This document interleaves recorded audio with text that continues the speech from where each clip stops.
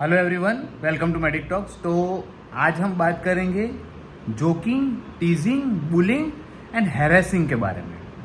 बहुत सारे लोग ऐसे होते हैं कि जिनको ये भेद मालूम ही नहीं होता है और जो जब भी किसी के साथ होते हैं या ग्रुप में होते हैं तो अक्सर लोगों को टीज करते रहते हैं, बुली करते रहते हैं और उसको जोक का नाम देते हैं। और किस तरह से वो आपकी भावनाओं के साथ खिलवाड़ करते हैं वो भी मैं समझाऊंगा। तो इसके लिए सबसे पहले आपको जानना है कि जोक का मतलब क्या है, बुली का मतलब क्या है, टीजिंग का मतलब क्या है और हैरेसमेंट क्या है।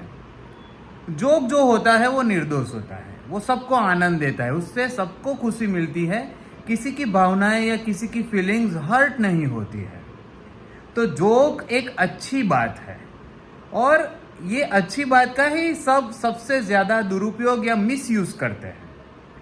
टीजिंग में क्या होता है कि कोई एक इंसान दूसरे इंसान पे ऐसी कोई कमेंट कर देता है या ऐसा कुछ बोल देता है कि जिससे उस दूसरे इंसान की भावना या फीलिंग्स जो है वो हर्ट होती है। टीजिंग अच्छी बात नहीं है, कई बार ये कंस्ट्रक्टिव हो सकता है, लेकिन हर बार ये कंस्ट्रक्टिव हो ये जरूरी नहीं है।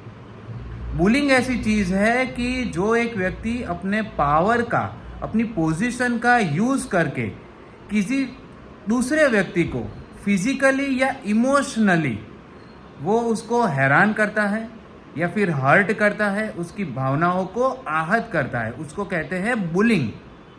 और हैरासमेंट का मीनिंग ये है कि जिस पर्सन का हैरासमेंट हो रहा है उसके बार बार कहे जाने पर भी जो पर्सन हैरेस कर रहा है वो सुधरता नहीं है और बार बार उसको छेड़ता ही रहता है। तो हरासमेंट सबसे बुरी चीज है।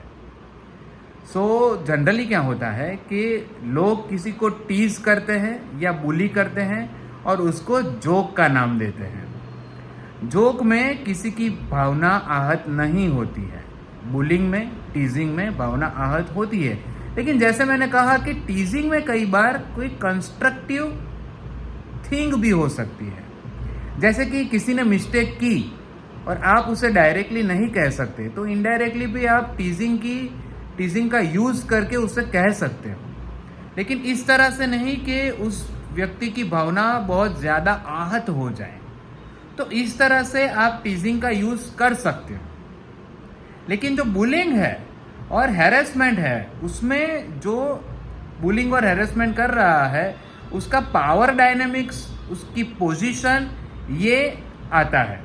हम अक्सर देखते हैं कि हमारे घर में जो रिलेटिव्स होते हैं कि जो बड़े होते हैं या ज़्यादा पैसे वाले होते हैं वो लोग अक्सर ये टीजिंग और बुलिंग करते रहते हैं। हम जहाँ पे वर्क करते हैं वहाँ भी जो सीनियर लोग हैं वो दूसरे लोगों का बुलिंग और टीजिंग करते रहते हैं। और अक्सर ऐसा होता है कि जब भी जिस बंदे का टीजिंग हुआ है या उसका बुलिंग हुआ है, टांग खिंचाई हुई है, उसको अगर बुरा लगता है, उसकी सेल्फ रिस्पेक्ट को, उसकी भावनाओं को दुख पहुंचा है, तो जब ये लोग जो ये कर रहे होते हैं ना वो कहते हैं कि मैं तो जोक कर रहा था। तो ये जो साइकोलॉजी की जितनी भी डेफिनेशन है उसके अकॉर्डिंगली ये सब जोक नहीं है। जब भी आप किसी को चिढ़ाते हैं, टीज करते हैं या बुली करते हैं तो सामने वाले को हर्ट होता है, उसकी सेल्फ रिस्पेक्ट, सेल्फ एस्टीम बहुत ही बुरी तरह से हर्ट होती है।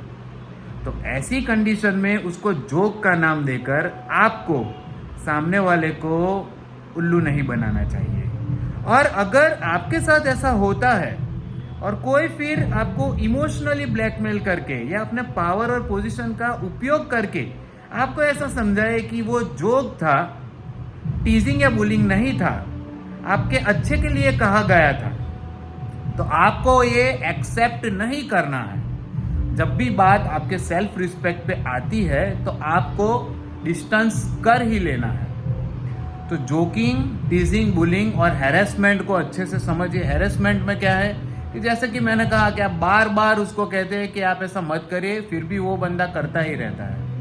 तो हैरेसमेंट तो सबसे खराब चीज है, लेकिन टीजिंग और बुलिंग भी बहुत ही खराब चीज है। तो उसको भी आप एक्सेप्ट मत करिए। अगर आप किसी रिलेशन में हैं और ऐसा बार बार हो रहा है तो एक रेड फ्लैग है। अगर आप कहीं पे वर्क कर रहे हैं और आपके साथ ऐसा टीजिंग और बुलिंग हो रहा है तो आपको अपनी सूझबूझ से उसको टैकल करना है, डिस्टेंस कर लेना है और इस तरह से अपना सेल्फ रिस्पेक्ट दिखाना है कि सामने वाला ये नोटिस करे। So this was all about it. Hope you like this video. Please like, share and subscribe my YouTube channel Medic Talks. Thank you very much.